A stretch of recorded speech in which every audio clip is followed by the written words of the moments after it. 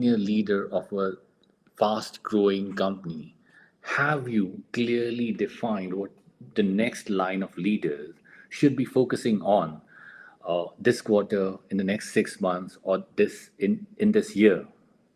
Because if you haven't, this is going to be the birthing ground of all the misalignment and chaos that will trickle down your organization. In most fast growing companies, leaders assume that clarity trickles down automatically. They believe the second line of leaders know what they have to do, they know what matters to them. But I have seen this again and again. When I coach new, mid, or senior leader, everyone's busy, but not necessarily, and in almost all of the cases, not necessarily aligned. Misalignment is very, very expensive. It bleeds and quickly bleeds fast growing organizations. One's firefighting, another one's optimizing, a third leader is over communicating. So people are doing different things, in their own capacity, depending on what they think or rather feel is right. It's not based on any data or any proper communication from the top. So basically, what we mean by that is that the top management wants something else to be achieved, middle management is working on something else, and people at the ground are quite often confused, right? So it's because no one has defined what does leadership mean here, right? So one of the primary roles of a leader is to communicate exactly what it is that they expect from the next line, and the next line should communicate the same to the third line of leadership, and so on and so forth. So, what are the three focus areas every leader should own this quarter? Is a simple practice that any organization can do with their leaders, and this will have a very big impact in terms of results.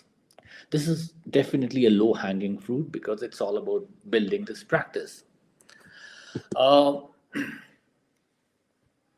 when what happens when the next line of leaders do not have clearly defined focus areas? What they do is they start to do, working on their own focus areas, which is maybe very different from what their leaders are expecting from them.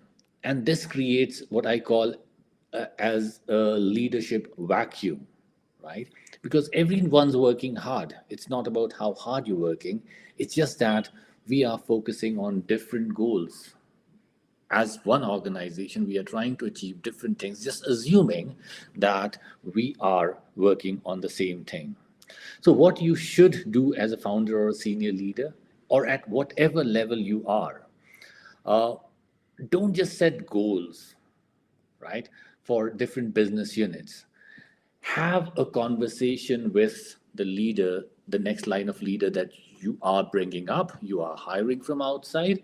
It doesn't matter. The moment you have a next line of leader, or what you should, the first communication that should go with absolute crystal clarity is what are the three or four focus areas that you expect them to work on, and you can review this consistently on a well defined intervals, so that the focus remains same. Focus is a lot of power. So any organization that's bleeding because of misalignment, they have burned their fingers and they know the cost of misalignment. So work on this, and this will definitely give a great results. So with that, I'll just close this stream, and I hope this was useful. See you next week.